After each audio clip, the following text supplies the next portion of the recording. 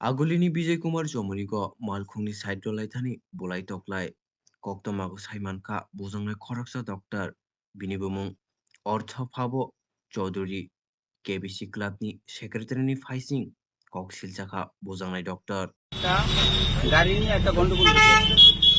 তারপরে সেটা একটা লোকের গাড়ির সাইড থেকে সেটা মারধর করছে ক্লাবের সেক্রেটারি। তারপরে ওনারা নিয়ে গেছি, পরবর্তী সময়ে তদন্ত করে দেখা যাইব কার দোষ কার গুণ। অভিযুক্ত কার উপরে? হ্যাঁ, অভিযুক্ত কার উপরে? ক্লাবের একটা সেক্রেটারি। ওনার নাম কৃষ্ণ কৃষ্ণ ক্লাবের নাম একটু বিজয় কুমার চৌমনির ক্লাবটা যে আছে ক্লাবের। অভিযুক্ত কে করছে? অভিযোগ একজন রুগী দেখতে যেতে সম্ভবত ডাক্তার। হ্যাঁ ডাক্তার, নাম টাম পাচ্ছি না এখনো। See my patient, I've been here and home gram mein আমি নিজের লিগা বা কেউ লিগা যাইতে আসলাম না, just trying to help somebody out. I was going to see my patient and I got beaten up কোনো কারণ ছাড়া, and if this happens it's really difficult. এখন আপনি কি পদক্ষেপ নেবেন? See, আমরা actually আমি দিল্লিতে থাকি. I'm planning on coming back to Agartala, helping the people of Agartala because I'm a doctor.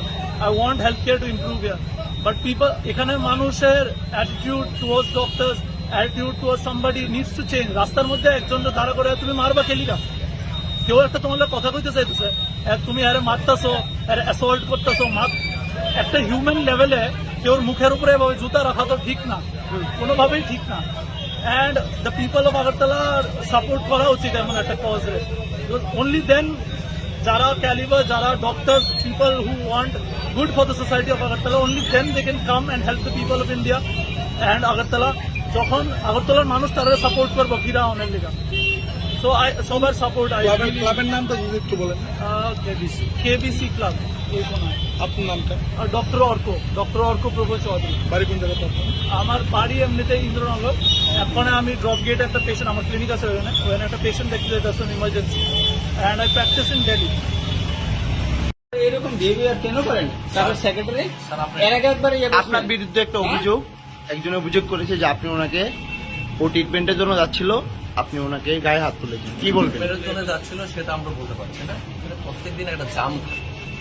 তো এর যে ক্লাবের সবাই মিলে আমরা মাঝে মধ্যে এটা ক্লিয়ার করি। ট্রাফিকও ছিল, ট্রাফিক যাওয়ার পরে আমরা লাইনটা বলতে পাস দিচ্ছিলাম, এমন সময় উনি হয়তো ডাক্তার আমি জানি না, উনি বলছেন গাড়ি থেকে নেমে এসে আমার গাড়িটাকে সাইড দাও। তা বলছি একটু দাঁড়াও না, একটা পাশ আটকাই একটা পাশ আমরা ছেড়ে দিই।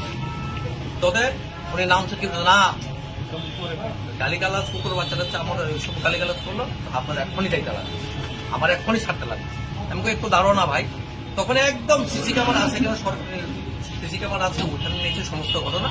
যদি পুলিশ নিরপেক্ষভাবে তদন্ত করে পুরা বেরিয়ে যাইব সে কার উপরে হাত তুলছে, কেমনে মারছে। এখানে অগণিত অনেক গাড়ির ড্রাইভাররা, অটো ড্রাইভার তারাও লাগিয়া ওনার উপরে আক্রমণ করছে। আমি চাই যে এটা নিরপেক্ষভাবে পুলিশ তদন্ত করো, সিসি ক্যামেরা দেখো, যদি আমার নির্দোষ থাকে আমি নিশ্চয়ই পানিশমেন্ট পাবো। আর যদি সে যদি ভদ্রলোকের মতো ব্যবহার আচরণ করে থাকতো, যদি করে, তাহলে যদি মানে অতর্কিত ভাবে যদি না করতো, এটা ক্যামেরার মধ্যে পরিষ্কার। আপনি ওনার উপর হাত তুলেছিলেন? উনি আমার হাত তুলছেন, আমিও হাত তুলছি।